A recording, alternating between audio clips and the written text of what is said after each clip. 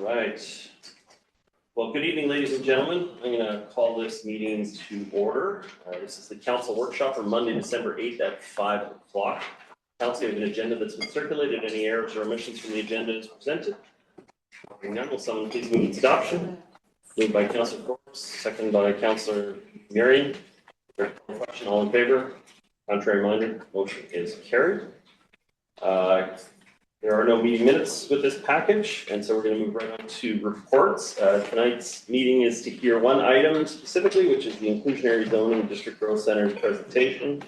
I'm sure that it's about 15 minutes of the presentation and then lots of discussion after that.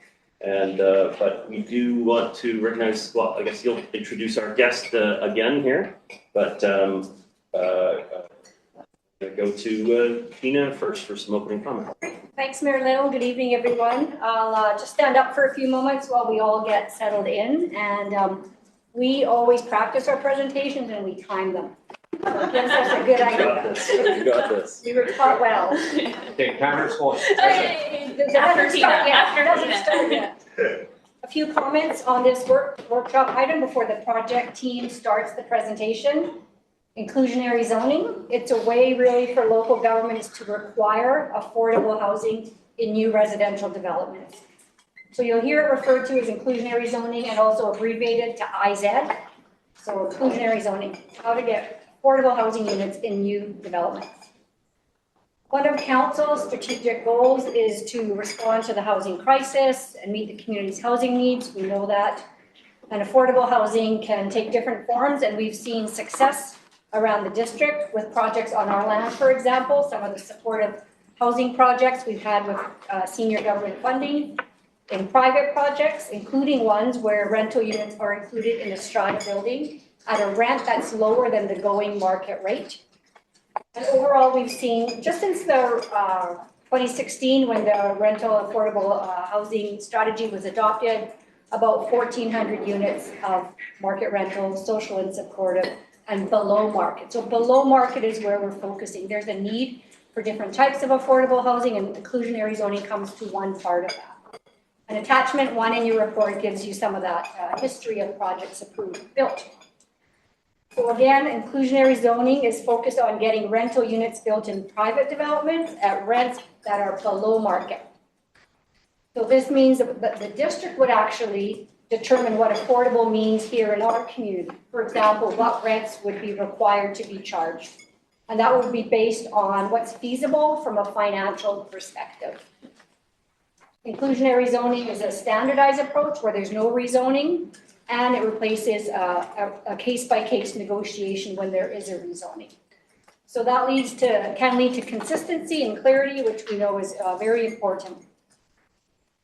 And it also, more importantly, I would say, or as importantly, helps the district to add to the stock and variety of affordable housing, affordable rental units. So Brianna LeBute is our project lead. We have Blair Erb from Coriolis Consulting, and Blair will walk us through some information, including some visuals. Thank you, Ms. Belka. You can start the timer now. Good evening, Mayor and Council. Tonight we are here to hear your feedback on the proposed inclusionary zoning approach for the district's 4 key growth centers: Maplewood, Lynn Creek, Lionsgate Marine Drive, and Lynn Valley. Did we lose? Not seen here. Maybe in there. Sharing.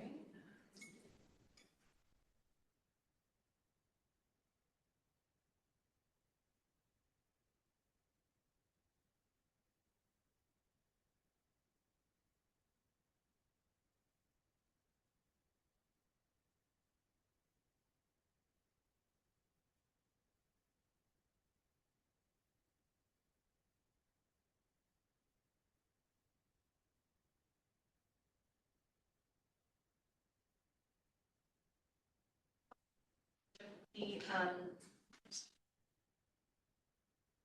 district's website, so the public are able to copy after presenting. There we go. Perfect. Go back. Back to business. All right. First, I'd like to set the stage for our discussion tonight. The district has significant housing affordability objectives in the rental and affordable housing strategy and official community plan, including policies that call for a higher proportion of affordable housing in growth areas. We've made strong progress by partnering with others to deliver social and supportive housing on district-owned lands. Through rezoning, council has successfully negotiated below-market rental units in private developments. For example, the Fairborn project in Lane Creek will deliver 45 below-market rental units. The current approach to secure below-market rental relies on there being a rezoning application. The new inclusionary zoning tool introduced by the province would allow the district to secure these units even when a rezoning is not required. We are required to do a financial feasibility analysis to ensure that inclusionary zoning does not deter development, which limits the level of affordability that can be achieved.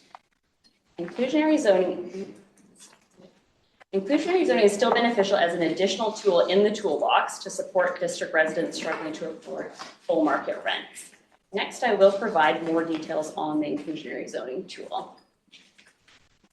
If we pursue inclusionary zoning, the bylaw must identify the percentage of units or the gross floor area to be secured as inclusionary units, whether those units are rental or strata, the required affordability levels, i.e. rent levels, and the length of time the units must remain affordable.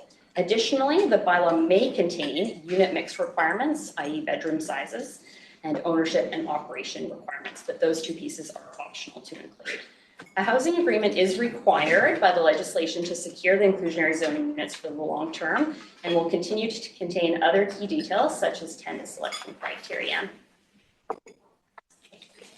I mentioned a few of these. An inclusionary zoning framework offers 3 key benefits: clear and consistent requirements for below market rental units, allowing these requirements to be considered in project design and investment decisions from the outset, moderate levels of affordability that are generally feasible for the private market to deliver without the need for government subsidies or ongoing partnerships. And inclusionary zoning can help build a more robust housing continuum in the district. Here's a graphic to show where inclusionary zoning fits into the district's broader affordable housing needs. The income levels shown are approximate renter household incomes from the 2021 census, and then we've estimated them for 2024. Using the framework in the rental and affordable housing strategy, low income is 30 to 50% of that median income, so middle income, and then moderate income is 50 to 80% of the median income. Lower income households shown in green are generally best served by social and supportive housing with deeper levels of affordability and on-site supports, typically delivered through partnerships like with BC Housing in order to achieve those levels of affordability. Moderate to median income households, shown in the purple, can be supported by below market rental units secured through inclusionary zoning, and sometimes older, more affordable market rental units. I'll provide more information on the proposed inclusionary rent levels in a subsequent slide. But first, a range of inputs inform the proposed inclusionary zoning approach. This work is ultimately guided by the rental and affordable housing strategy, which calls for the expansion of new rental and affordable housing to support both low and moderate income households. New provincial housing legislation created this inclusionary zoning tool to secure below market rental units outside of the rezoning process. And since revenue collected from amenity cost charges, ACCs, cannot be used for affordable housing, this inclusionary zoning tool provides a mechanism to fill that gap. The legislation includes a requirement to consult affected parties and perform a financial feasibility analysis to demonstrate inclusionary zoning requirements will not deter development. The district retained a land economist to conduct a preliminary analysis to inform the proposed approach. This analysis will be further refined before bringing forward any bylaws related to inclusionary zoning. There is also a legislative requirement to consider the district's latest housing needs report, which showed 23% of renters are in poor housing need, meaning they're spending over 30% of their income on housing. Inclusionary zoning, alongside social and supportive housing projects, can help address this need. In the report package, you'll see community profiles that were created for each growth center, examining development and land use contexts, and those informed our proposed inclusionary zoning approach. And lastly, we had some initial discussions with nonprofit housing operators that indicated that managing a small number of inclusionary zoning units could be challenging, and that informed the alternative approach. Together, these inputs help shape the approach, which is on the next slide. Staff are recommending the following approach. 10% of residential gross floor area to be set aside for inclusionary zoning units operated by a nonprofit housing operator or approved third party. Set the rents at 20% below DNV median rents. With this benchmark, a 2-bedroom inclusionary unit would be just over $2,000 based on 2024 rental data. And I wanted to note, because of the 20% reduction is from median rents, these units would still be considerably lower than a brand new market rental unit, because median rents includes older housing stock and people that have been in their units for quite a long time. These requirements would apply to multifamily and mixed-use projects in the 4 growth centers. To support project feasibility, which is required by the legislation, there are 2 alternatives, both at the discretion of the developer. They could opt to build a 100% purpose-built market rental project with no inclusionary zoning requirements, or if the project's in Lynn Valley, Lionsgate Marine Drive, provide cash in lieu only if the project yields fewer than 10 inclusionary zoning units. These alternatives have already proved successful in the district. Many rental projects are underway, and cash in lieu has previously been accepted in place of affordable housing or other amenities. Next, I'll discuss these alternatives in a little bit more detail. The preliminary financial feasibility analysis showed that it was generally not feasible to include inclusionary requirements in rental projects in the growth centers.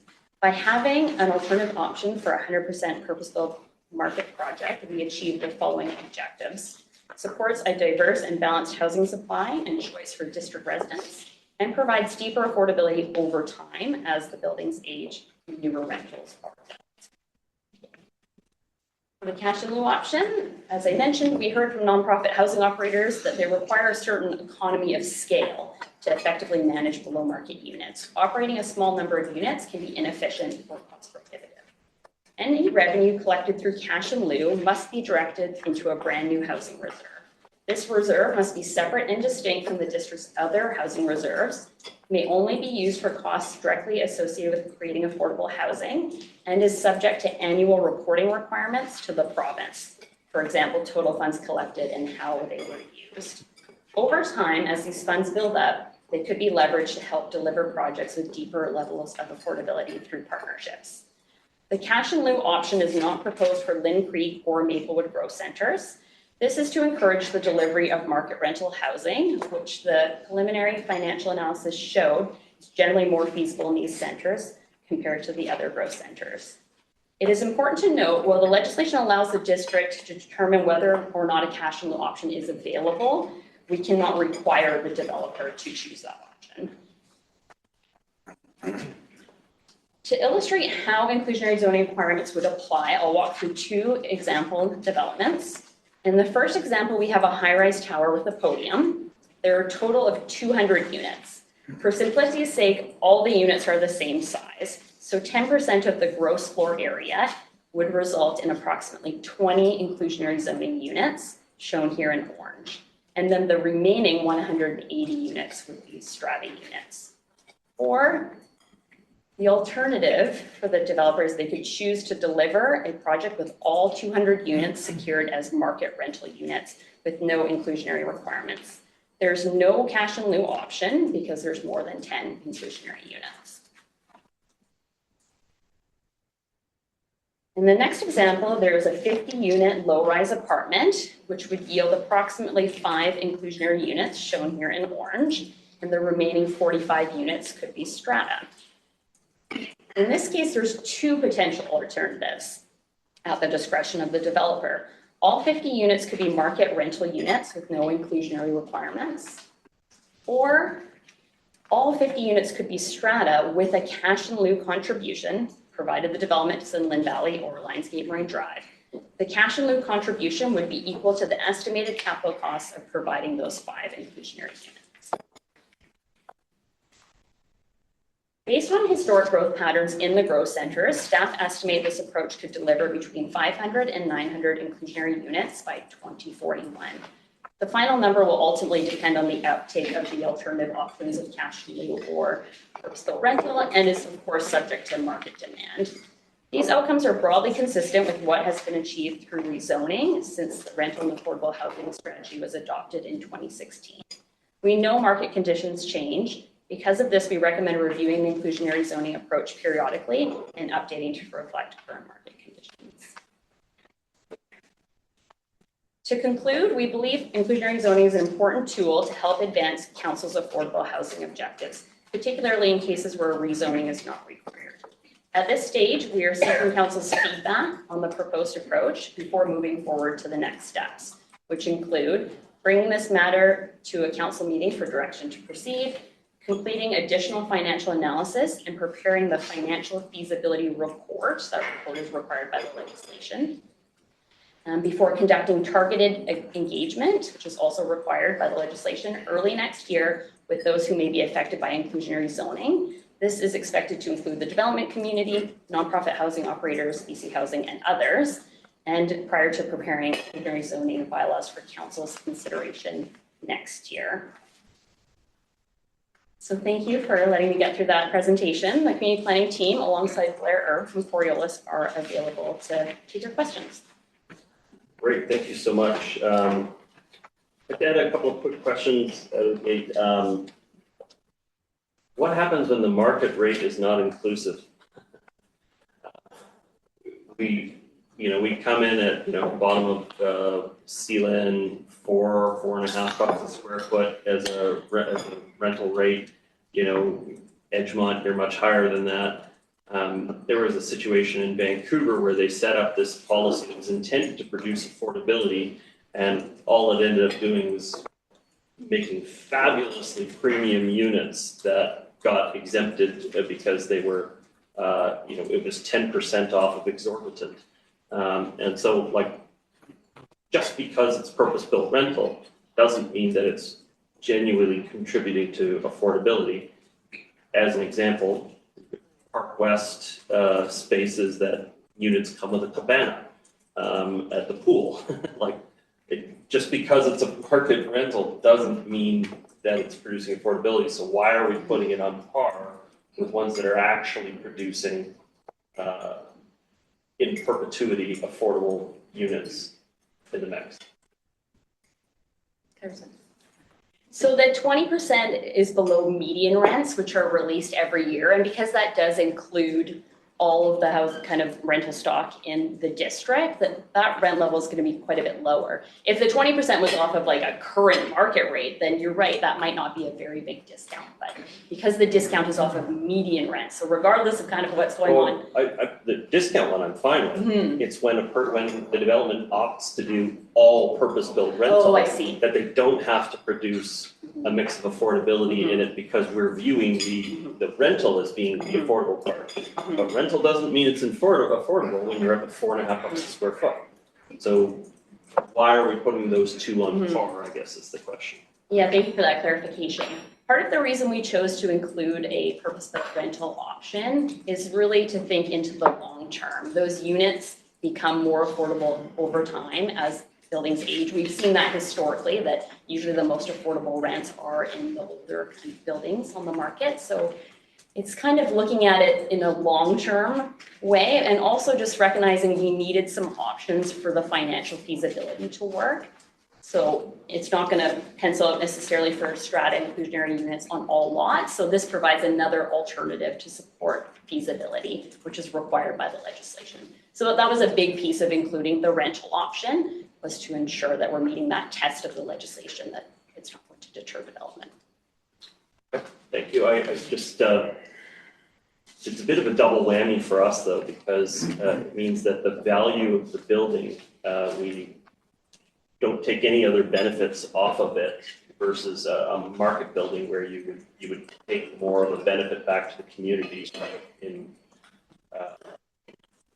Blair. Yeah. Here, just a couple follow-ups from what Brianne mentioned. So one thing I just wanted to point out is that you now have, or you have had for some time, I don't know if it's actually enacted, but you have an amenity cost charge now, and it's large, and it would apply to market rental projects. So they would be making a very large contribution.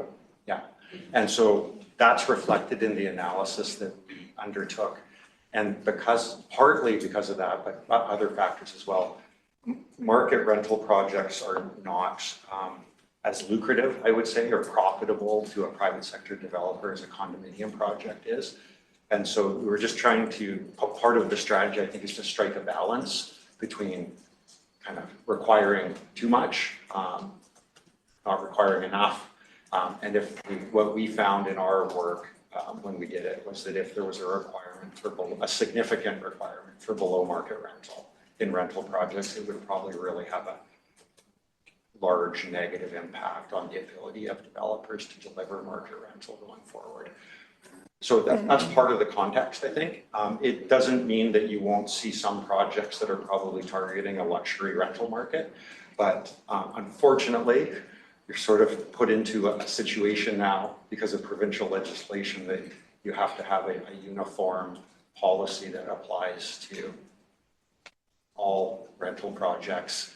So you can't negotiate one at a time anymore. And so this is a way of creating policy that hopefully works for typical market rental projects, but it wouldn't prevent the outcome that you could see some luxury rental at some point as well. Yeah, that's just a frustration I have with the way they've structured it, is that we may intend to produce affordability in a particular strip, but there is a route through this policy that allows them to produce premium product without any affordable units.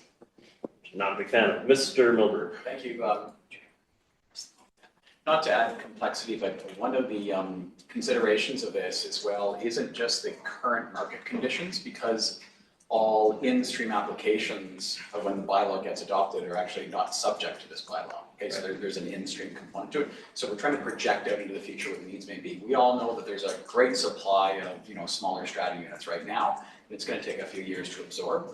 But what we're trying to do is anticipate beyond that scale, right? Beyond the immediate future needs, again, because those will be in-stream applications. So we're looking out to the future and essentially giving our best estimate where the future market conditions will be, because that's what the tool necessitates us to do that kind of thing. I've asked this question before, and I know people are hesitant to put a number on it, but what's a healthy amount of purpose-built market rental as a ratio in a particular neighborhood, right? Like, is 50-50 the goal? Is 60-40 the goal? What would be the healthy mix? They've obviously, strata ownership brings different things to the table. When you have an economic downturn, you're better off to have a higher ratio of strata so that the neighborhood doesn't just empty out. Like what's a healthy number for us that we should shoot for as a target? Because the way this is written, it seems like the healthy number is somewhere down the road, we'd have a much higher ratio of purpose-built rental, but the target seems indiscriminate at this point, and so we're just heading in that direction. But I don't see like a goal expressed of 60-40, 50-50, 70-30 as being a healthy mix of purpose-built rental in the community versus strata. Mr. Milberg. Difficult question to answer.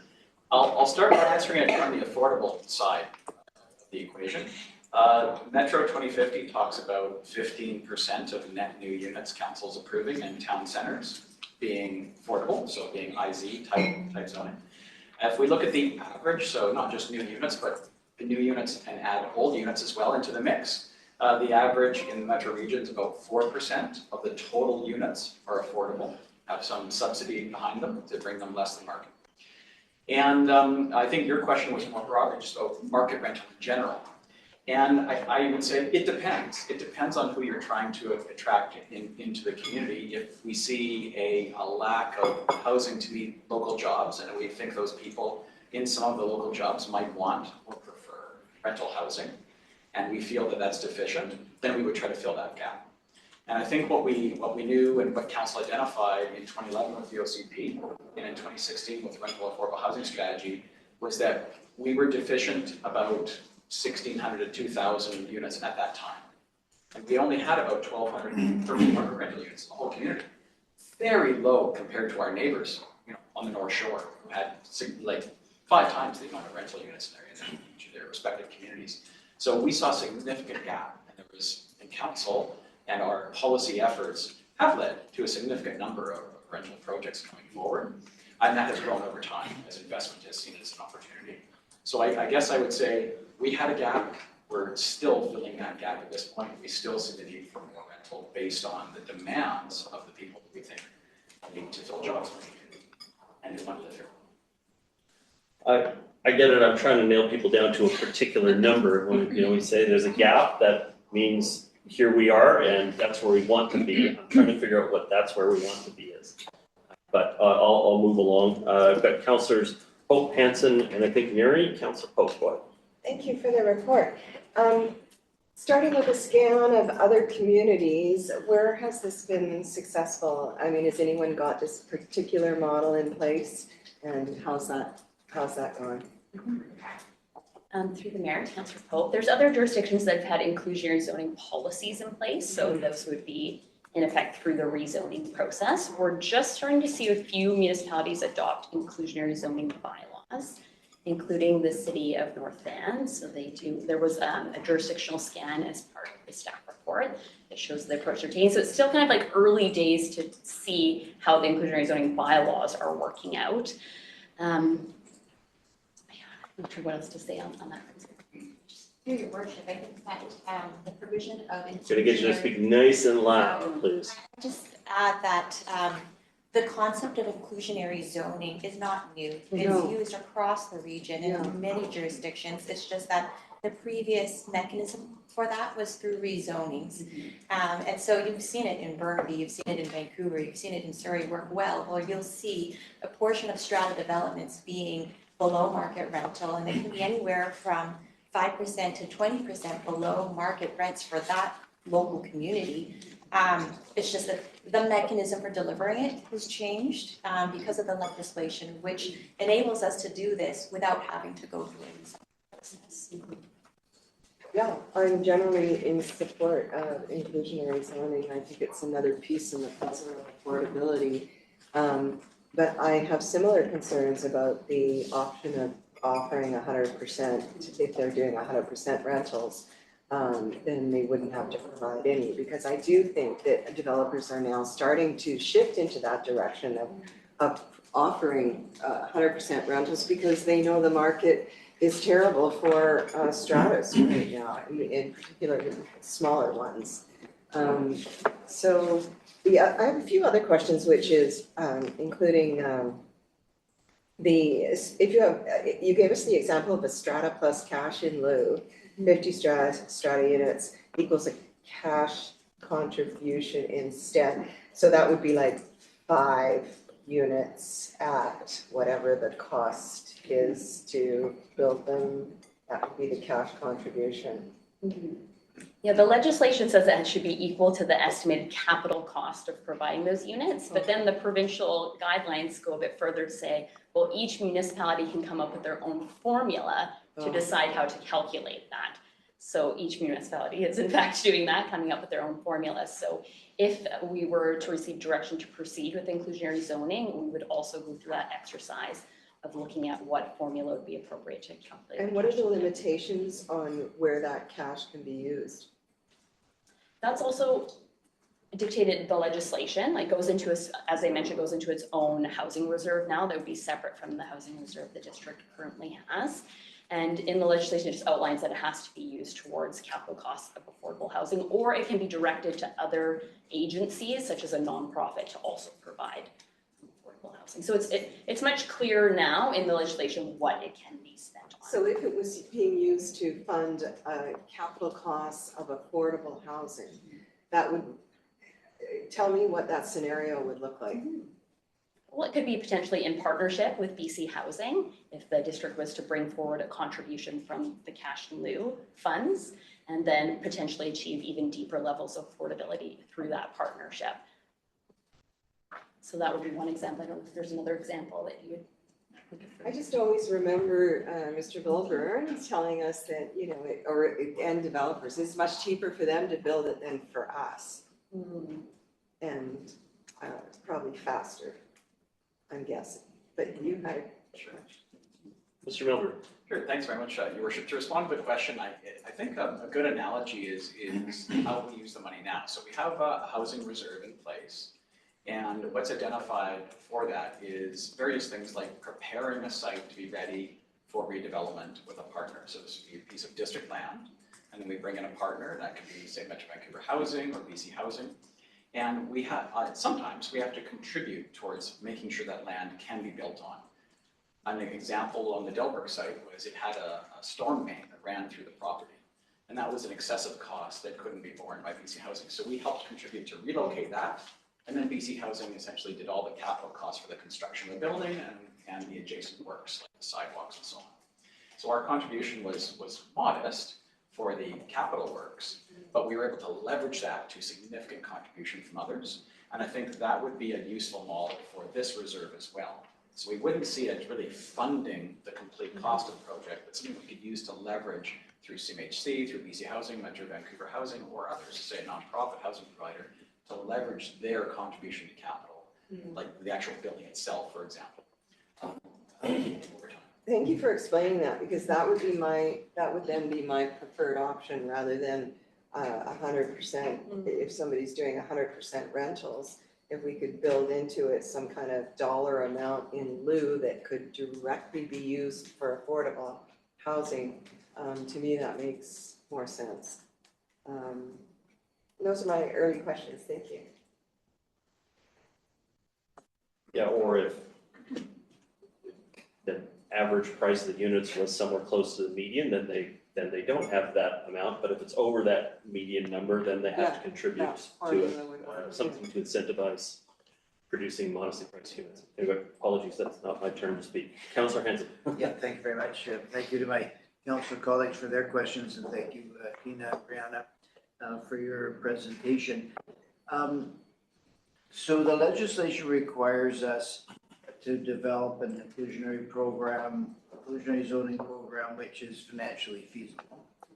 And you have determined that requiring 10% of the floor area at 20% below DNV median rents is financially feasible. And financial feasibility, I gather, turns on will not discourage development. Can you expand upon the analysis there? And yeah, can you just expand upon the analysis? Sure. I mean, as I gather at the moment, development is basically ground to a halt because developers perceive it's not financially feasible to develop in many cases at all. Yeah. Sure. So what's the analysis, or what are the parameters, or how do we go about this? Sure. Through Mayor Little, please. Thanks for the question. I'll try to handle that, I guess. Yeah. So a couple things that we'll say. So we did this preliminary work almost a year ago, to be frank, like more than 10 months ago now when the work was done. So things are different today, and that's one of the reasons why it was mentioned that it should be updated if this goes forward. But the way this has been done is to look at, we've picked out, I believe it was 11 sites in the district which are representative of typical development sites that developers have built new projects on in the recent past. So trying to get a cross section of different kinds of properties that would be the redevelopment site. So some are commercial sites, some are assemblies of single family houses, for example, in different and across different neighborhoods. And so for each of those, we modeled our best estimate of the likely financial performance of building either a condominium building on that property or a rental building on that property, with differing amounts of below market rental housing included in those, just to test how, if you scale the below market up, what does it do to the profitability of the project, and vice versa. So that's sort of the technique being used. What it demonstrated when we did it is that the strata scenarios were generating a higher profit than the market rental scenarios. Mm-hmm. Now, fast forward to today, there's very little ability for private developers to move forward with a condominium project right now because of the way condominium projects are financed, and which is different than rental. And the key distinction is that a condominium developer, in order to get a lender to advance funds, almost always has to pre-sell. You've probably heard of pre-sales. They have to pre-sell a very large share of the product before they can be advanced funds. Right now, the pre-sale market is completely dead as a doornail. There are pretty much no buyers on pre-sale projects. There's a whole bunch of reasons for that. It's partly just market psychology that people aren't interested in tying up money now to own something that might be worth less in the future. So that's part of it. Part of it is that they don't know whether the developer is actually going to go ahead. So if you tie your money up and the thing may never be built. So the market is just completely for pre-sale. So what our analysis is doing, though, is assuming that people want to buy condominium units at some point in the future again. And so the pricing is based on today's pricing, which is low compared to the past.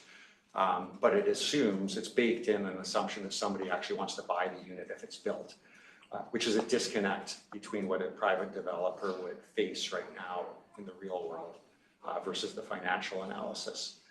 But there's really no way around that for this kind of work to be done. With rental, there's no such thing as a pre-sale, it's a rental project.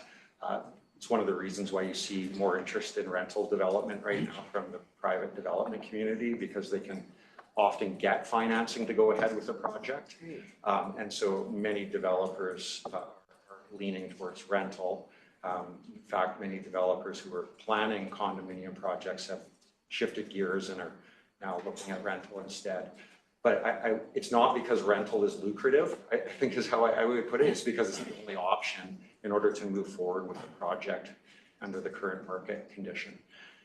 So that's some context. And then in order to say, is something viable or not viable, there's a gray area there. I'll definitely admit that right off the bat. But there's metrics that the industry typically targets in terms of minimum levels of profitability in order to be successful in going ahead with a project.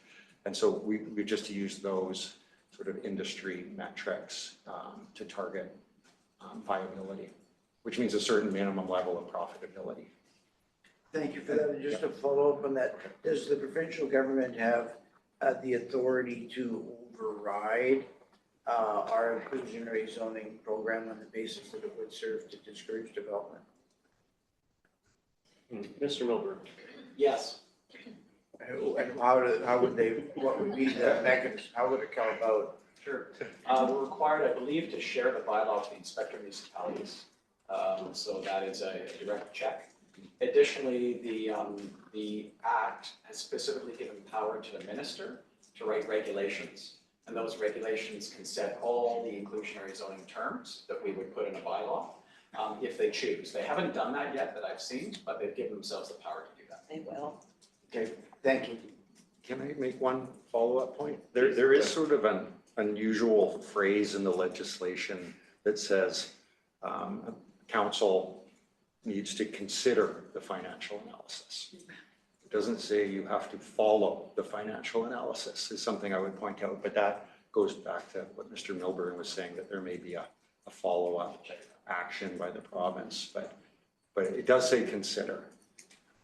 I'll point that out. We've already seen them Yeah. do that to us already. Okay. Every time we point something out, then they change it again. It's your choice, but if you don't do what we want, it won't be your choice. Yeah. Councilor Muriel. So let's talk about IZ terms include percentage of units. We've already sort of talked about that. Tenure and term. What does that mean? What does term mean? Yeah, through the mayor, Councilor Mary. The term is the length of time the units must remain affordable. So the local government could decide to do 10 years, 60 years, life of the building. And all of that would be whatever you choose gets factored into the financial feasibility analysis. So Why wouldn't it just be the life of the building though? Like, why wouldn't we just want the affordability forever? Because if we're so desperate for affordability, why wouldn't we just want to keep it forever?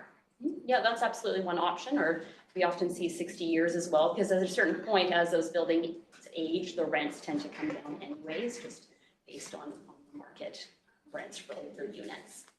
I think we have to be careful of that. We make assumptions in regards to how these new buildings will age.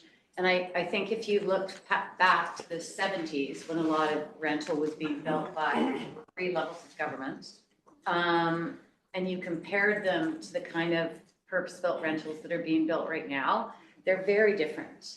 You know, the makeup, how they're built is very different. You can have purpose-built rental in towers. You know, most of them were 3-story or 5, 6-story walk-ups. You know, very simple, low-end finishing. I mean, you know, back when they were built, this community was a place where you came, especially the district, when you didn't have any money. You know, it wasn't a wealthy community. The city was sort of the central hub. West Van was, you know, a different egg altogether. But the district was a place where, you know, you were poor if you moved to the Cove. You didn't have any money if you moved to the Cove. You know, go figure how that worked out. So I think we compare the past with the future. I think sometimes too much, thinking that it's just going to repeat itself, and it doesn't. So, like, you know, how are we collecting data to determine all of these things? Is it just based on assumptions or cycles of the past versus, you know, the restriction of, you know, immigration, you know, the cost, the change of demographics, the change of what people want. I mean, there's lots of discussion right now out in the community that young people don't want to live in little shoeboxes anymore. They want to have a piece of dirt, and they like boats, and you know, they want a yard. So it's all of a sudden that is just flipping, like it's changing. It's so volatile. It's changing so rapidly. So how are we, and then add on that, you know, what's happened with the rents. The rents are dropping. The change in the Airbnb market, short-term rental market, has significantly impacted the rental market. Because those restrictions where we once allowed an investor to be a hotelier is no longer, they're no longer able to do that. So how do we gather all that data and sort of lay it out so we can make decisions going forward? And through the mayor to Councillor Muir, I think that ultimately was the intent behind the financial feasibility analysis, to figure out how all these external factors are affecting current market conditions. What's tricky is then you have to come up with a somewhat standardized approach that will work across the growth centers, for example. And as you alluded to, things are changing rapidly. Like what happened a year ago could be very different to what's going to happen into the future. So it does require a fairly frequent review of the approach in order to account for some of these external factors. I don't know, Blair, if you can speak to anything else in the analysis. Like there's a lot of changing federal policy around immigration and things, and that ultimately will feed into some of the numbers and inputs. Yeah, I mean, so the one thing I wanted to make clear is we assumed in the analysis that the below market units would be life of building. So that's baked in already, yeah. Because it sort of looks like Yeah, it's a choice on here. There was no assumption that they'd be less than that in any of the analysis that was done.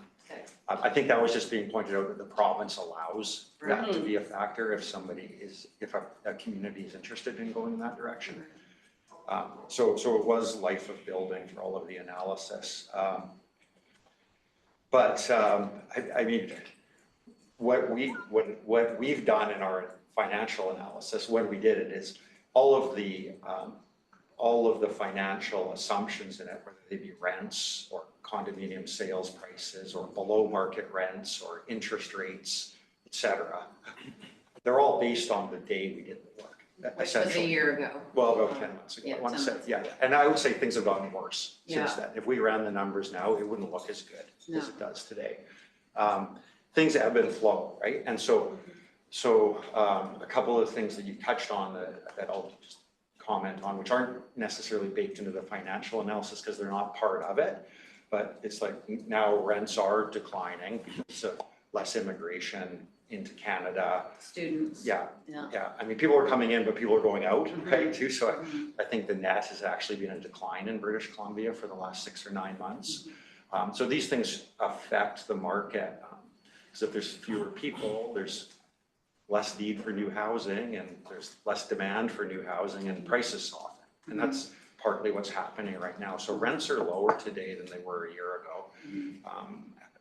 House sales prices are lower today than they were a year ago. So things are always evolving. So I think it is important to pick a policy or a direction that hopefully has some staying power. It's not necessarily going to cause extreme anxiety for the development community, whether prices move a little bit one way or the other, but likewise that you feel like you're achieving some of the affordable housing objectives that you're trying to achieve as you go forward.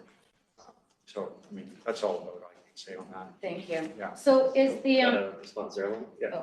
Your Oh, Worship, sorry. I would also add that part of the legislation also requires us to do annual reporting on the efficacy of the program. So how many units are we building that are inclusionary? How much are we taking in cash in lieu if we choose to use that program? And it enables us then to be nimble and to respond to the market and change our bylaws to reflect the changing market conditions, whether, housing affordability improves or if it weakens and we need to adjust our policy interventions. So I think we're able to be a lot more robust and nimble as the market conditions change. so another question I had is not available in Lynn Creek and Maplewood to encourage 100% purpose-built market rental project. Is this our rule or the province's rule? No, that was not dictated by the province, so. Oh, that, so the we district- decided that? Mhm. When did we decide that? It's a recommendation from staff. Oh, but we haven't actually decided that yet, because we've been talking about inclusionary zoning for, a long time. It came up years ago, like 2 councils ago, is that right? When you first came on, yeah. So 2 councils ago, it came up, and we're just now having to review the financial analysis again because of the market changing so quickly in 10 months. So, so I would say, I can't help but think that, if we had, and maybe the legislation wasn't ready, or I don't know why. Mr. Miller. Sure. This was the debate in 2016, and council was presented with a couple options. One was to set defined affordability amounts and then somehow negotiate an aim for that with each rezoning application. At the time, council chose to address it on a case-by-case basis, was the term used in the 2016 rental and affordable housing strategy. So what that meant is every time a rezoning came forward, which is the vast majority of developments in our community, about 95% needed rezoning. So in every one of those cases, we had a affordability negotiation, right? And we had a community amending contribution negotiation, and it was usually a combination of those two.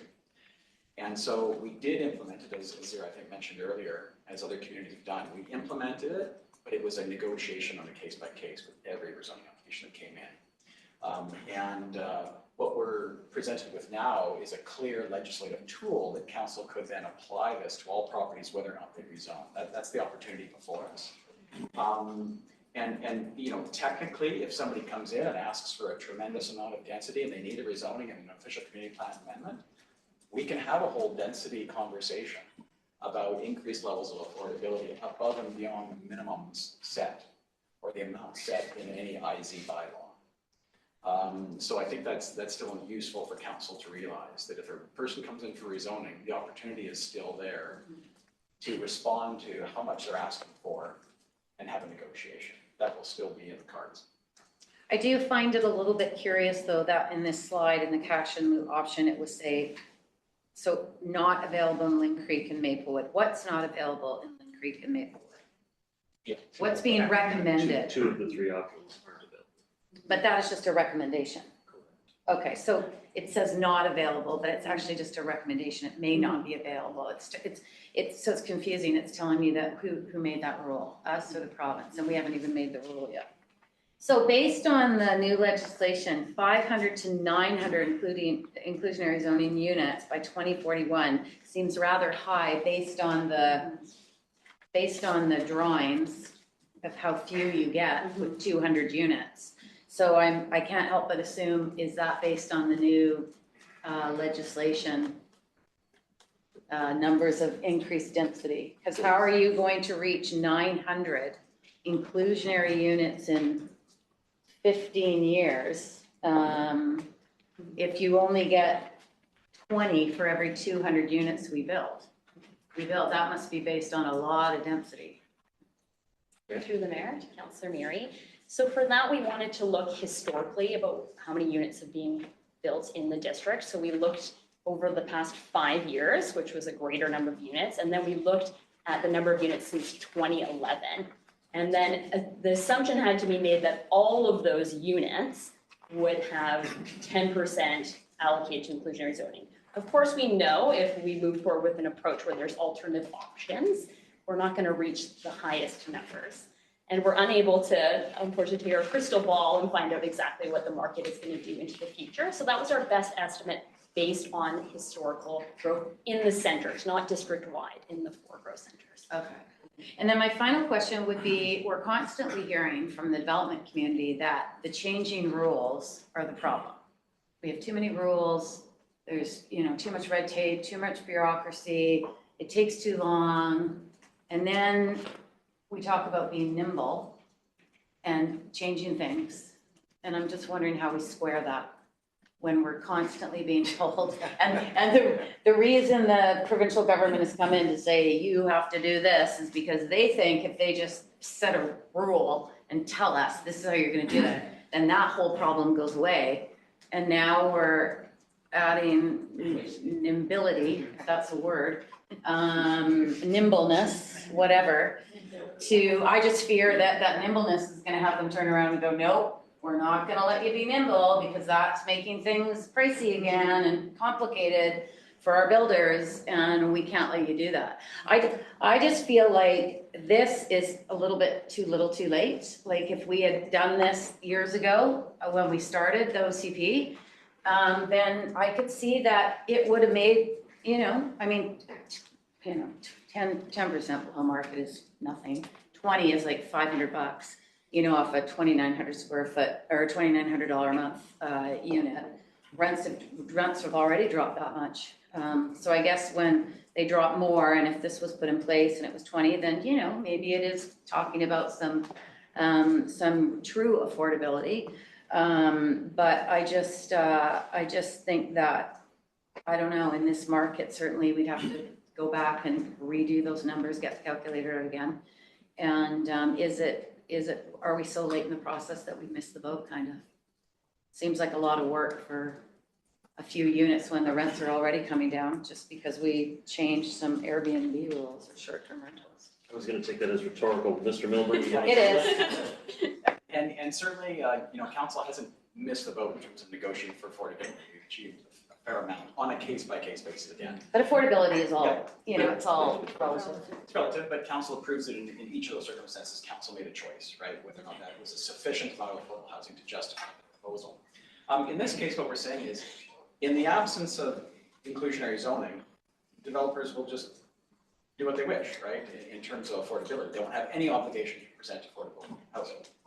Whereas this tool would ensure that there's a minimal level of some affordability that is feasible and would need to be achieved for the situation, those circumstances where zoning isn't being applied for. And, I think that's all I need to say for this one. Yeah. Thank you. Okay, Councillor Marr. I think everyone around this table is supportive of providing affordable housing options to, district residents. I see it could be a good tool, but there's some questions, and I have some questions. And Brianna, you kind of covered this earlier about, a developer went with 100% market rentals. My question was, where's affordability? Mm-hmm. But what I heard from you is over time. So the saying that I come to mind is old stock is affordable stock. But that doesn't really help now. Like, it'll be, yes, a crystal ball, but it could be 10 years before we see that affordability. Any comments on that? Please. Councillor Moss, so I fully appreciate your comment there. I think what what might need to be thought through though is if the district requires a developer who's building a rental building to provide affordable rental units, then no units may be built. And so I'm not sure what's a better outcome from the community's perspective.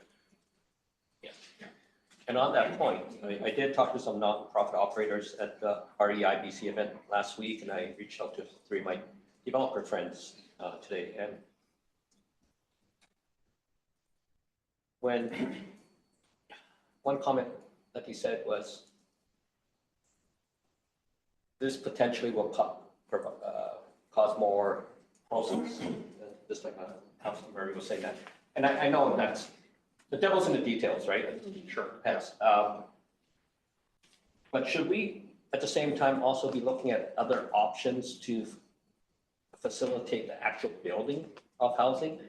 I haven't looked into it, but I heard today the city of Victoria came out with some interesting initiatives. One, waiving development permit fees, and the second, property tax holiday on the increased property assessed value. You still get the taxes on the base value, but when the building's done, they're going to waive the property taxes for essentially 10 years. I did the work for that. Oh. Yeah. So So- I know a bit about it, yeah. Is that, are those two independent, or can they somehow work together? Well, so these are, it's interesting because on the one, what you're talking about are incentives. Yes. How do you get developers to build things? So they're not coming to the table now. Or I would say, If I just add to that, we just issued a building permit for Fairborn. Okay. And So- we're about to go through the process for the student housing at 1810 Monashi. So large developments, rental projects, still proceeding. Right. At this moment, I'll say. I would say that with Fairborn, Yeah. they put so much time into it, they're going to continue. Sure. Vested interest. I just thought I'd mention that for council. Things have not come to a grinding halt in terms of, yeah.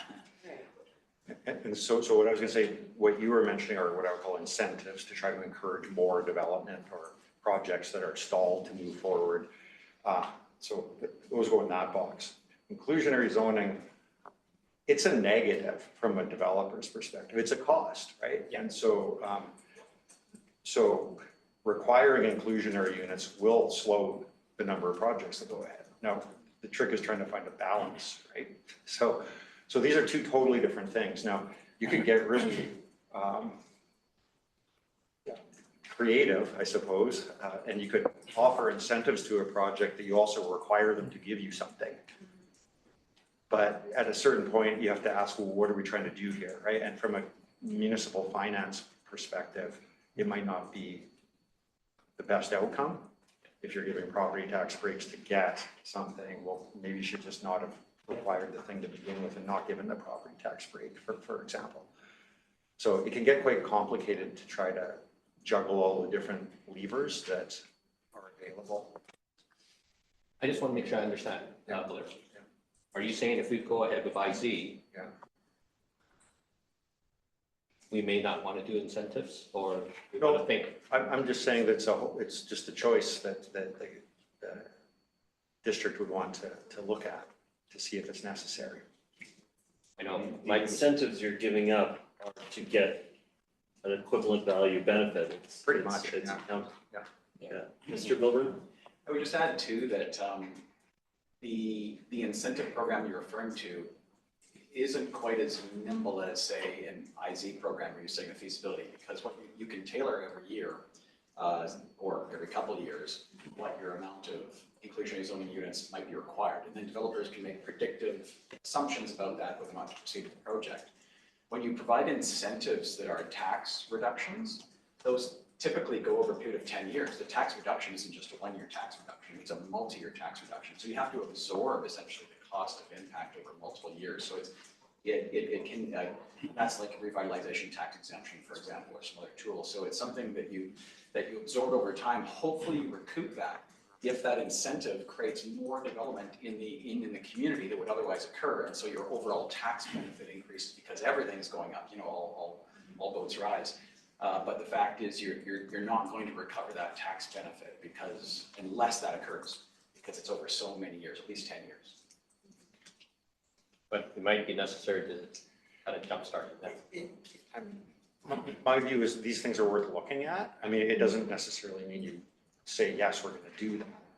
But there's lots of incentives that a municipality could offer to a developer in order to encourage affordable housing. That would be one of them. Just one final question. Just trying to understand, there's the different models or the different municipalities that you give example of, and the proposal for DMV is 10% of the ground floor area of residential units to be in IC as opposed to units. Can you help me to understand? Absolutely, through the mayor, Councillor Ma. The main reason for that was flexibility on unit mix to hopefully get some larger units. So if it was 10% of units, our concern was maybe we'd end up with a lot of studio and one bedrooms, which is fine. We have a need for that in the district, but if it's a just gross floor area, then we could work with the developer to figure out what unit sizes make sense in that particular development. So I was thinking about that, but larger units tend to be the higher rents too, right? So in terms of impact on the developer, they're going to be very hesitant to build a 3-bedroom and put it in the IC, maybe. Yeah, so if you, I should know this, but I've had to figure it out as part of this, but the below market rent, I like to think of things in dollars per square foot because it sort of regularizes things. So the rent per square foot for a 3-bedroom unit under the affordable rents would be significantly lower than the rent per square foot for a smaller unit. Okay, so does that make sense? So it would likely be less attractive for a developer to include large units, but it doesn't mean that they won't be any, or you can't regulate the requirement for a certain number of larger units as part of it. Because at the same time, we're trying to encourage family units. But we never get enough. We always Right. get just the 1 bedrooms and the Additional studio. comments from Mr. Milburn. Sure, the usefulness of this tool is also a potential drawback, is that a housing agreement is needed in order to get a building permit. So that requires a bylaw that the council approves, and in that housing agreement, you also can establish the bedroom type, sometimes bedrooms. So we would work with the developer, we would propose something that is consistent with council's policies around family-friendly housing, and that's what would come forward for the bylaw for council's consideration. So you would get to decide at that time. In terms of developing, thank you, in terms of developing this proposal, I'm sure you reached out to different industry. Gotcha. Sure. That's great. For the mayor to Councillor Ma. As I noted in the next steps slide, we really wanted to have a touch point with council initially to be like, are we on the right track? Like, what are the priorities? Are the priorities cash in lieu, or the priorities market rental as an alternative? And then there is the legislative requirement to consult with affected parties. So we envision that happening after these discussions, reaching out to groups such as the Urban Development Institute, housing operators. Yeah. Just to be clear, again, council controls that. We would have to get a resolution from you specifying who to consult, how often, and so on. And so we'd present you with a consultation plan. We'd look for a resolution directing staff, and then we'd go away, collect that information, and bring back the bylaws. So we'd recommend a certain approach, but council would decide. I guess the challenge for me is giving direction on something when I don't know how it's going to impact a key player, which is the developer. So, Ms. Zappa? Well, thank you. I want to come back to another point on the units, but I think that that would be the benefit of reaching out to a broad range of interest holders to see how the proposal would affect them and to get their informed and perspective on that. If I can come back to the point around the percentage, just want to clarify, Councillor Ma had mentioned 10% of the ground floor, it's 10% of the overall gross floor. Maybe I misheard that, but I'm glad that the question of the percentage of units versus area came up, because often that gets easier to kind of remember. 10% of units, it kind of seems more intuitive than the entire residential, all the residential floor area added up, and then 10% of that. And from what I know from our work with Blair, that municipalities kind of, some choose floor area and some choose the units and have different reasons. And I think the comments around choosing area gives us area to play with for different size units. sorry, I 10%, misspoke. 10% of residential floor area. Can I just, follow up on a comment you just made that you said, I'm paraphrasing, but you were wondering about what the impact would be on the private development community in a nutshell. So I'll tell you, the impact's large. It'll be a large impact on a private developer. It doesn't mean they can't do it, but for the scenarios we tested, each below market rental unit would have a negative financial hit of around $300,000 per unit. So it's a lot of money.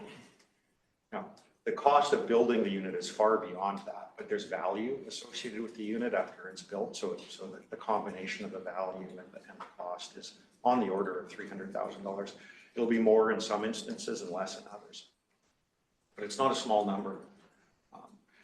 On a project, with the 10% as being proposed, the cost to the developer of the inclusionary component would be significantly higher than your amenity cost charges on the same project. But theoretically, But it doesn't mean it's not viable, but it's a large cost to do it. Yeah. once the Good number. policies, I didn't know it was that high. once the policy is in place over a longer period of time, it should have a suppressive effect on the land assembly. Yeah, it should. I agree with that. So there's a limit as to how low you can go on land values because there's houses on the land or there's retail space on the land, for example, and that creates value. So if the amount of, if the value that a developer can afford to pay for a site, I'll call that land value, drops below the value of the thing that's on the site right now, it doesn't work anymore, right? So there is a limit as to how much you can compress the land value. So it's something to keep in mind. Thank you. Councillor Barron. Thank you. Thank you very much for the presentation and the report. Just a couple of questions. Can we come back to the, in terms of being able to specify or incentivize different sizes of homes? And just maybe you can explain it one more time so I'm clear on it, but can we use this to incentivize different sizes, bedroom sizes for, to encourage different housing for different groups? Seniors, families, larger units, smaller units? Mr. Milburn? That's correct. Just like now, when council goes through the zoning process and there's a housing agreement negotiated, there's a set number of units, tenure, and also the bedroom type. So how many 1, 2, 3, 4 plus bedrooms? Those are set out in the housing agreement that's presented to council and approved by bylaw. The way the province has structured inclusionary zoning is for every project to get a building permit, they have to come to council and get a housing agreement approved by bylaw. And in that agreement, it set out those amounts. Now, we've operated under official community plan policy, 714, I think it is, to do with family-friendly housing for many years. And we've actually been tremendously successful with it. So I was just looking at the numbers today, the Metro Vancouver Housing Data Book, and 24% of our housing units are 3-bedroom or more. And the average in the metro region is 4%. So that's after adding 50% more housing units in the last 5 years that are rental. So that's just rental numbers of different groups. Okay. So we've been very successful historically. The question would be, council could also further refine, like they have done in some communities, Westminster and other places, where they set out a minimum number of units of a certain type. I'll tell you, we've far surpassed other communities' minimum amounts. And the reason why they set those minimum amounts is, for years, they were only getting small unit applications, and they felt they had to push back. Whereas we're a different market. We've had a family-oriented market for many, many years, and so we've been quite successful without a whole bunch of encouragement from staff, but we've given good guidance as well, based on council's direction, to really encourage family-friendly housing, and we've been successful. Thanks for that detailed explanation. And so we'll still have just like we do now, the housing agreements coming forward, and at that stage, we'll be able to look and see if we wanted to change the unit sizes we could. That's correct. In terms of the IZ units and the district's role versus nonprofits, can you specify, do we have any selection over who operates these units? For instance, can we incentivize or have a list of North Shore based housing agencies, or is that not totally up to the? I can start, I guess, the mayor and council, but we can dictate that it has to be a nonprofit housing operator that does the operation of the units. That's a tool that we've been given. Yeah. But that piece around who it should be, I imagine would be through the housing agreement discussion. So very much like the unit size. Okay. Mr. Milburn? Yeah, we typically leave it up to the developer. Whoever provides the service is bound by the agreement, I think is the important part. Whoever the delivery agency, and we typically specify nonprofit and arm's length. So we have some certain minimum conditions for that operator. And then of course they have to meet all the terms of tenure, affordability levels and so on that we verify. But we typically don't select the individual group. That could change over time.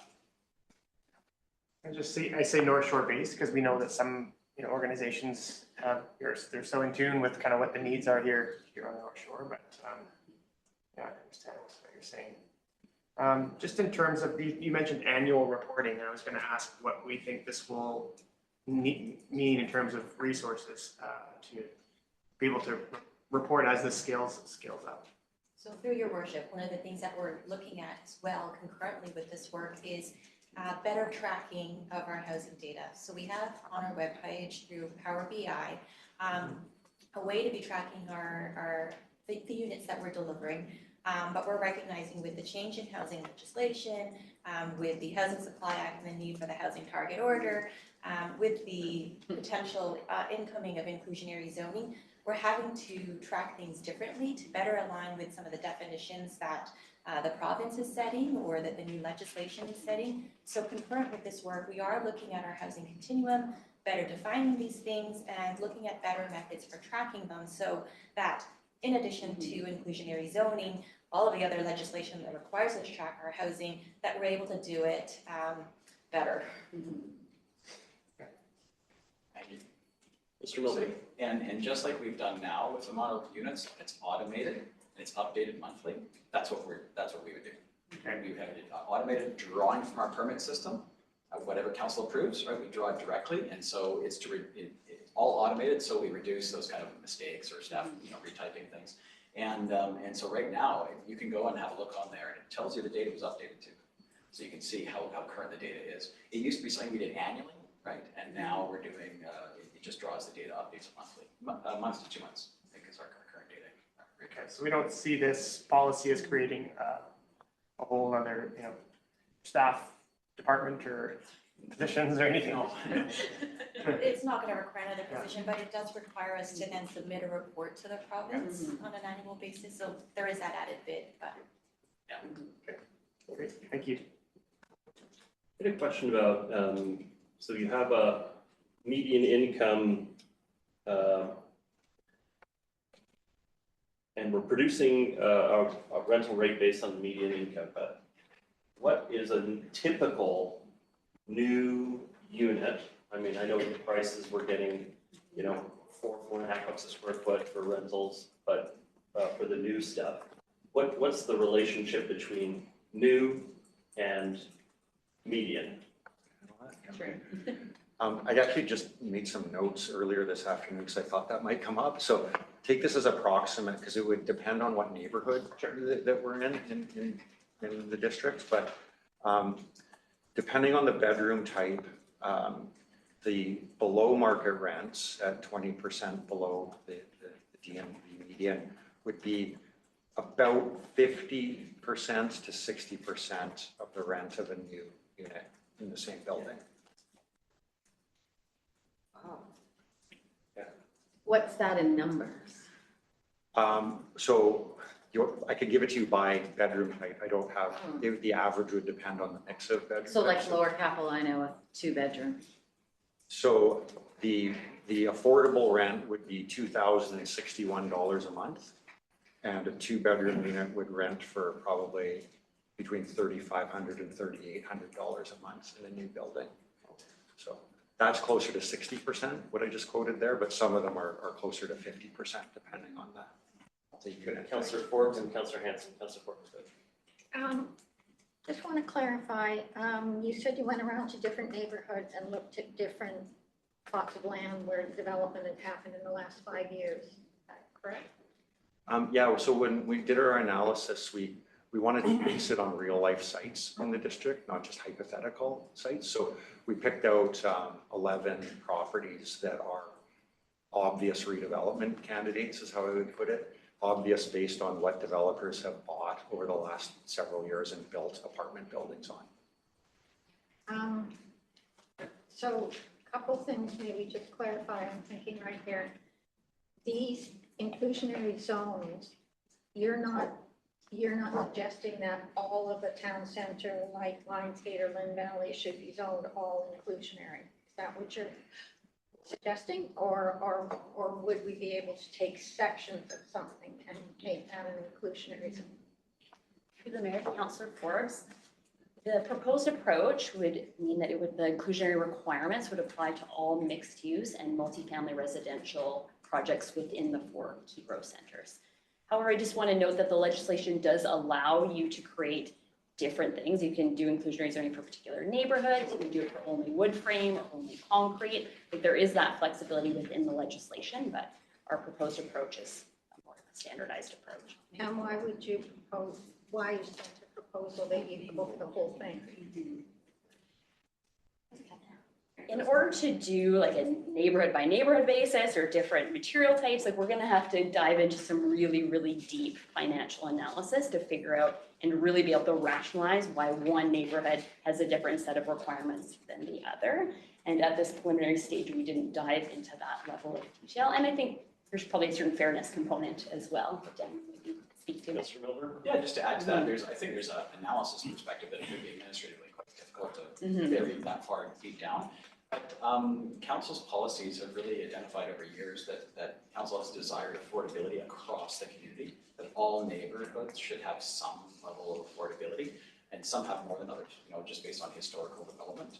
But I know that point often comes up about concentration east of Seymour and those kinds of issues.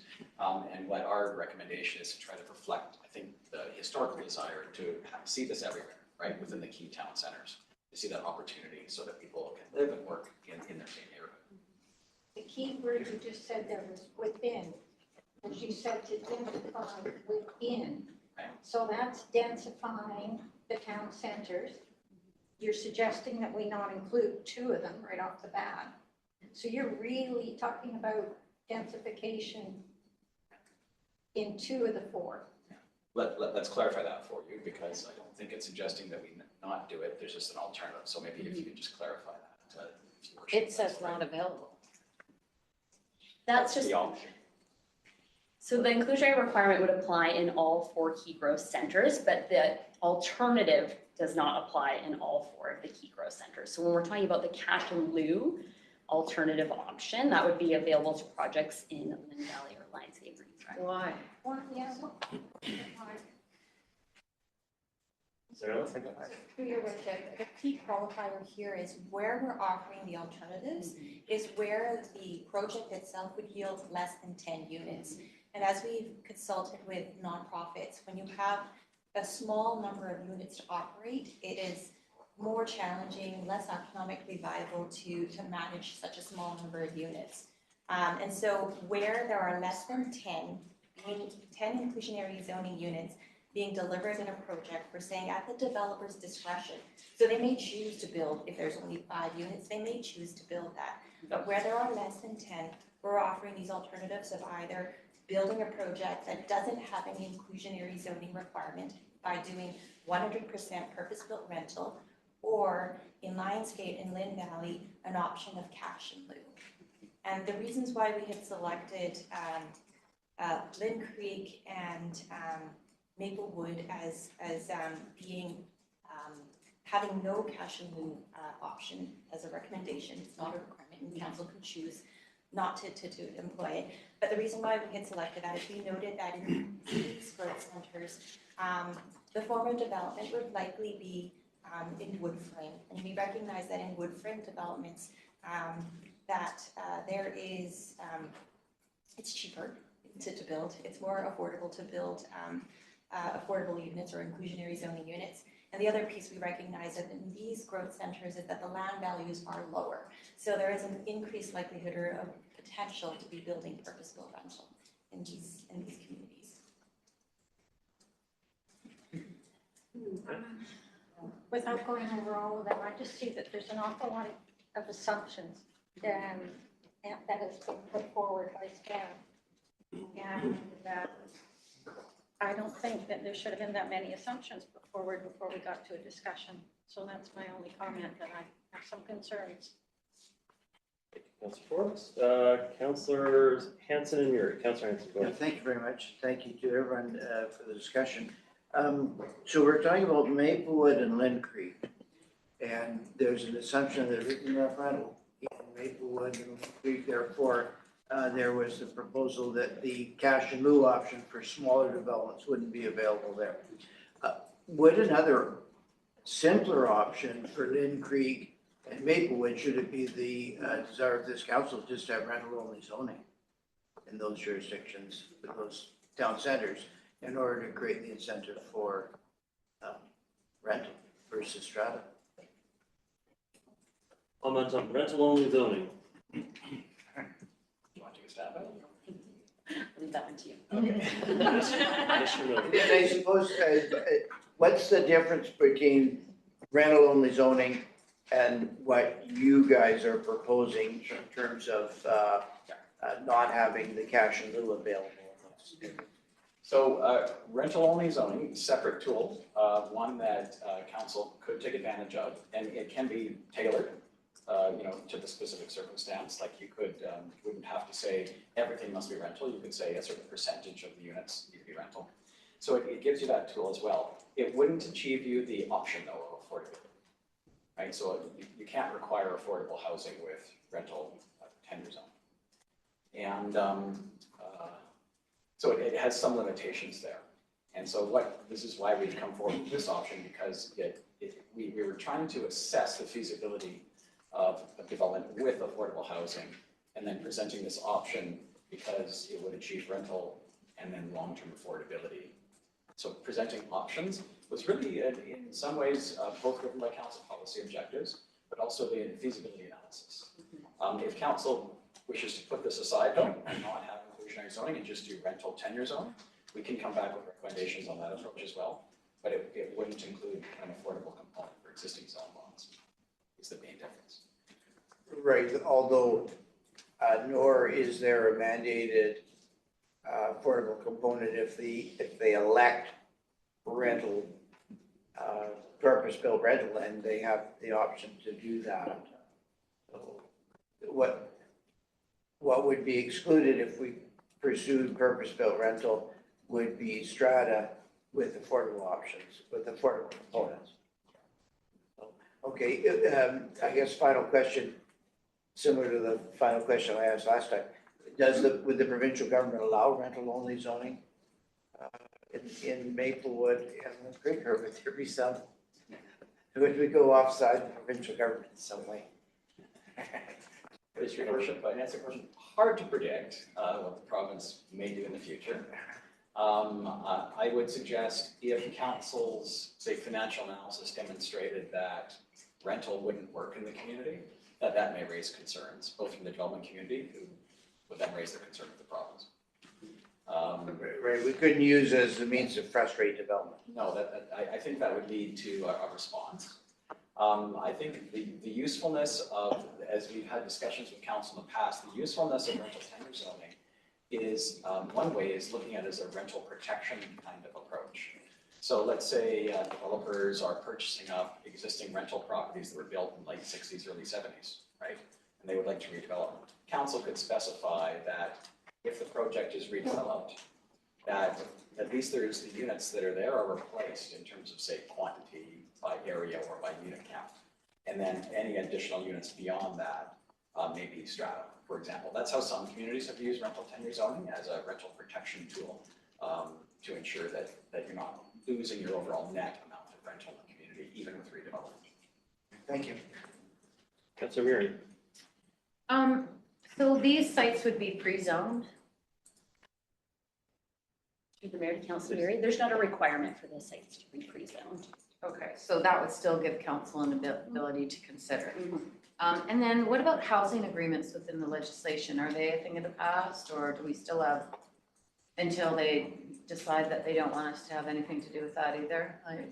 Where are we out with housing agreements? In the legislation for inclusionary zoning, explicitly says there has to be a housing agreement for to secure the inclusionary units. And does council get a say in that so far, until they change their minds? What about, when we look at the data, do we count units on First Nation land? No.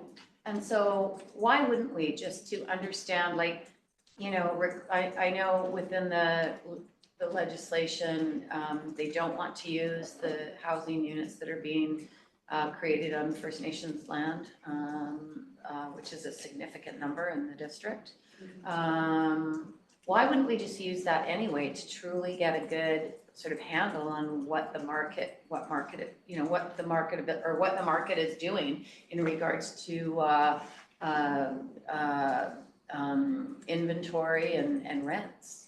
Because they play a huge role in housing in the district. I'll handle part of that. I mean, we definitely look at what rent rates are on First Nations land as input to our analysis, but that's rent rates. It's not, I think it sounded like you were talking about the data about how many housing units are being. Well, I think it's both. I think it's, you know, regardless of whether or not the province tells us, you know, don't count those units. I mean, why? They're units in our community, they provide housing, people get to live in them.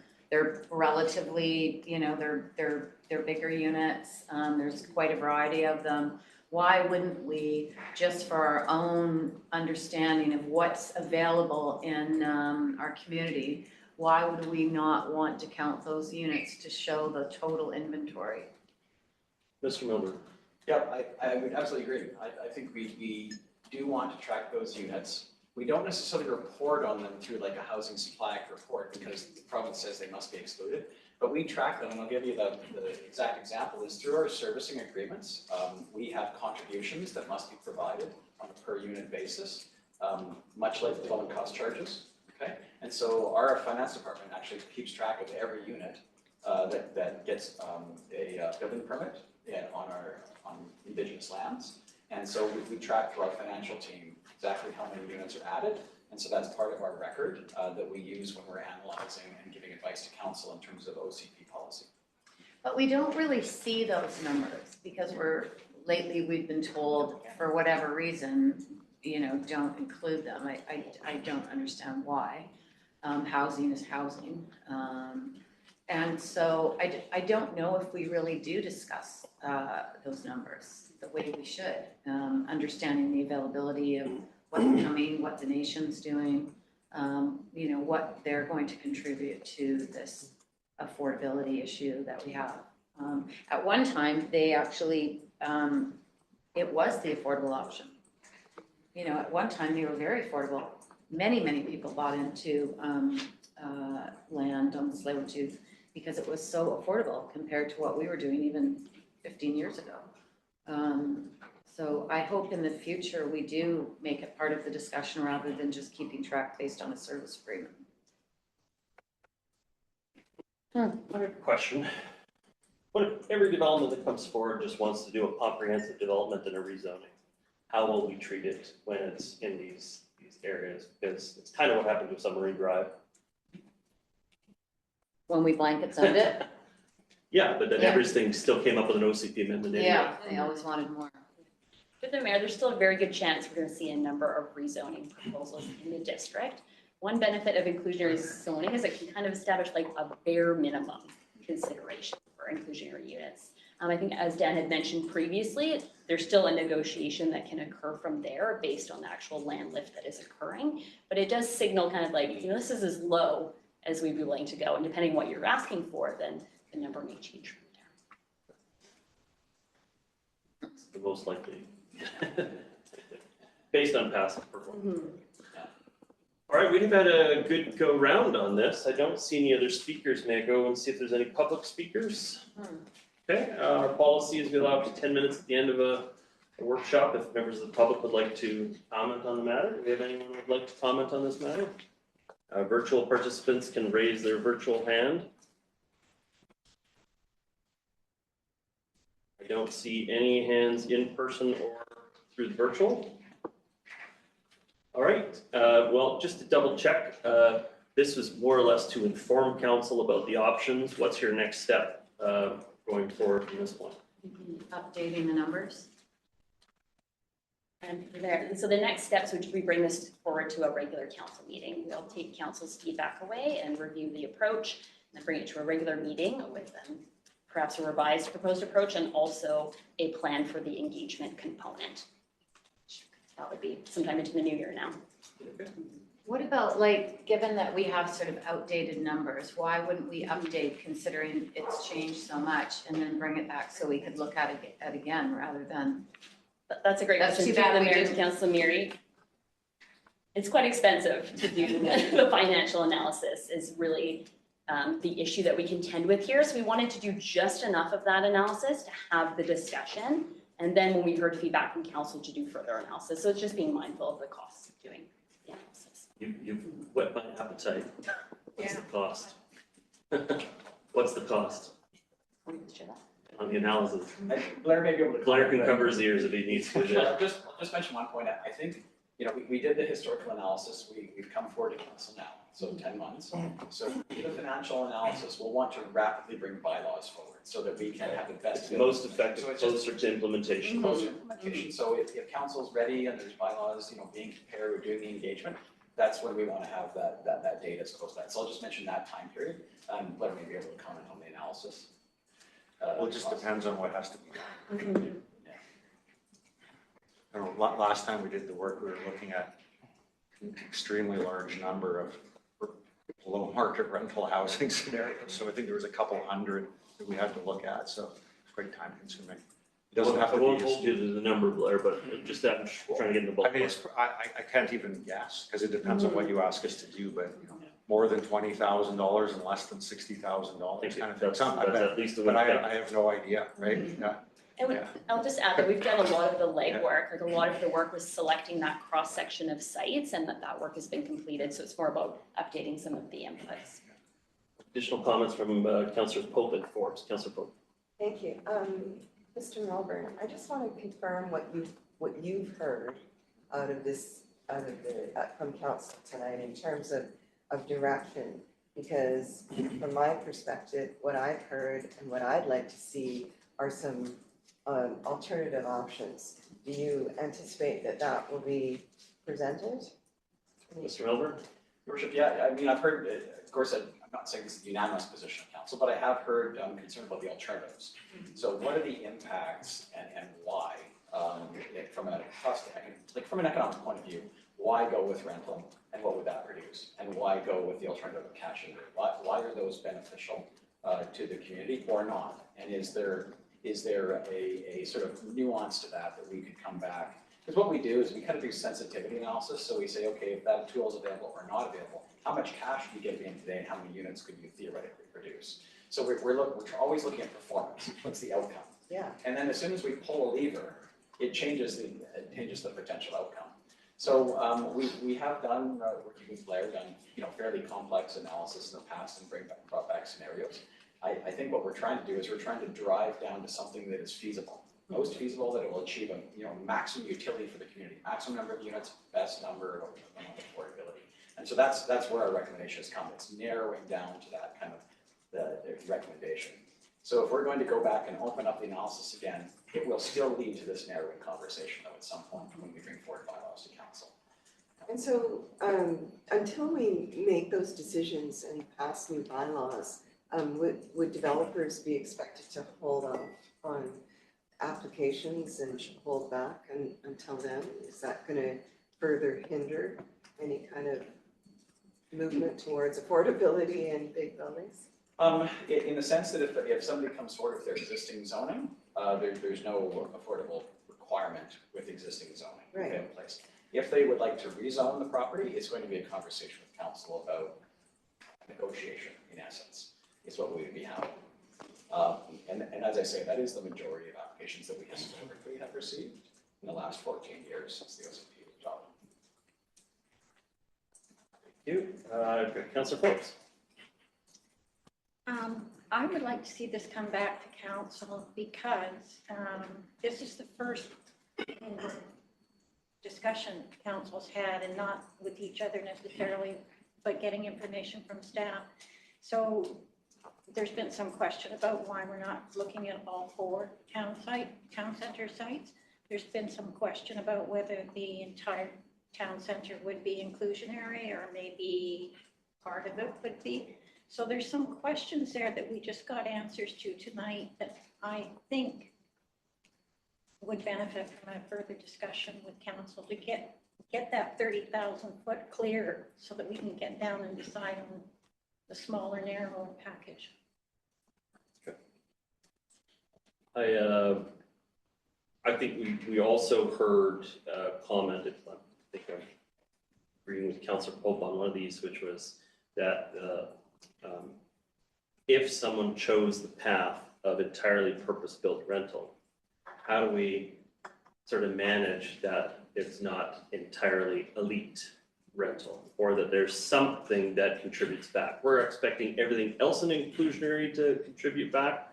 Now all of a sudden they have a path that they could go and not be contributing back like the other class of properties. And so, you know, you've got a median value, okay, now a median of new product maybe, and then a certain percentage over a median of new product, it becomes a luxury tax of some kind, so that we're incentivizing builders to hit that more median level of production of units. Because otherwise, I think we are actually the unintended consequence that we're incentivizing them to build in that path, which is entirely purpose-built rental at a price point that improves the performance, which is not necessarily a good long-term strategy for us. I also don't think I understand the past performance issue of that as building stock gets older, it obviously becomes more affordable. That's particularly true of low-rise. But when you get a glazed, tall skyscrapers with the views of the city and views of the mountains, I don't know that that's not an effect that you see as readily as you do in low-rise, and certainly the effect you would see in wood frame, as mounting costs for maintaining the facility also have a suppressive effect. But I do think, so I just want to be clear on that. I think Councilor Forbes is asking, you know, can we have a slate of different options to sort of tailor this going forward? But I think that is a fair question of where you would apply it. We don't have a map of where this would be applied or what recommended properties necessarily would be included in it. And that seems like that conversation needs to take place before we start talking about actually applying it. At a workshop? In a workshop? I'd look to staff's recommendation at this point, but it would seem to me that I don't think we're close. That's what I'm pointing out, that there's things that's just come up tonight that we just had sort of clarified. we'll talk about what the next step is, and we'll figure it out with staff. But I totally get your point. It's we have to figure out how to start talking about where this would be applied, not just simply the tool and mechanics itself, but where you would apply it. But yeah, Councillor Mirren? We did did we not ask for a report on, just in regards to what Councillor Hanson was talking about the residential rental tenure zoning? Did that ever come back to council? I can give an update on that, Mayor Little. It was some time ago, a few years ago, when we had a council workshop. 2023, I think. 2023, and that work has not come back to council. And that was mainly a factor of other pressing work priorities. So when is that going to come back, based on Councillor Hanson's questions and some of the questions that have come out of this discussion? I mean, I think that maybe should also be, you know, we should have a clarity of that and what the options are. And No, but not to direct it though, but would it be staff's position that inclusionary zoning is a better tool than rental only zoning? That's kind of what I got from Mr. Milburn's comments earlier, that it's the only one that has a chance of producing affordable in that. but that report was based on the land analysis, right? But we were pursuing rental only zoning before the inclusionary zoning had the update.